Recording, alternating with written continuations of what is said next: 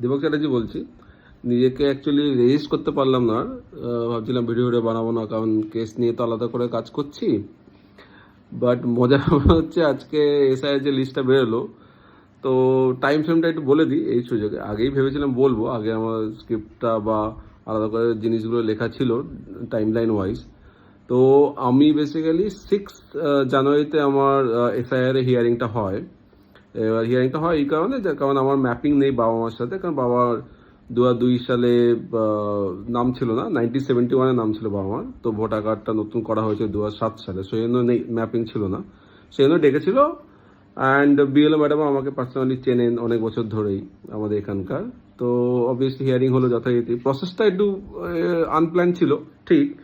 সেই প্রসেসটার জন্য একটু অসুবিধা হয়েছে আমাদের সবারই এসআইয়ের। বাট আমার কাছে সব ডকুমেন্টই ঠিক ছিল। আমার কাছে 34 ইয়ার্সের সব ডকুমেন্ট আছে আর কি। আমার পড়াশোনা, ভোটার কার্ড, প্যান কার্ড, আধার কার্ড বা ওদিকে পাসপোর্ট, সব কিছুই ওকে আছে। সব ডকুমেন্ট আমি দেখেছি, even school graduation, master degree, সবই আছে আমার কাছে। তো সেগুলো সব দেখিয়েছি।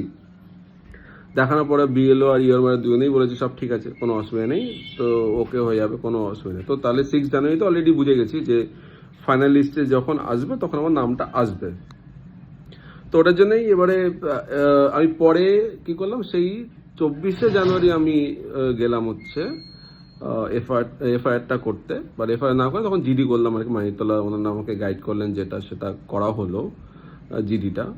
এরপরে তারপরে তো হলো 8 ফেব্রুয়ারি ব্যাপারটা হলো, 9th and 10th-এ একটু ট্রেন্ডিং ব্যাপারটা হয়ে গেল। তারপর থেকে প্রচুর লোকেই বলার চেষ্টা করেছে আর কি, যে যেহেতু এসআইআর হচ্ছে তো সেই জন্য হঠাৎ করে জেগে উঠেছে যে বাওয়ানি যাতে এসআইআরটা সাল্টে যায়। বাট অলরেডি করার আগেই আমার এসআইআর ওকে হয়ে গেছে, কারণ আমার সব ডকুমেন্ট আছে। আর অলরেডি সব ডকুমেন্ট পাবলিক আছে, সেখানে বোঝাই যাচ্ছে অলরেডি আমার কাছে গভর্নমেন্টের সাপোর্টই আছে 2 মার্চ 1994 থেকে। তো অবভিয়াসলি তখন তো আর, ইভেন তখন 2002-এর এসআইআরও হয়নি যখন থেকে আমার আছে। 2002 এসআইআর অবভিয়াসলি 94 হয়নি, রাইট? তো সরি, নিজেকে রেজিস্ট করতে পারলাম না, বাট যাই হোক, এটা করলাম। এবার দেখা যাক আর কি হয়।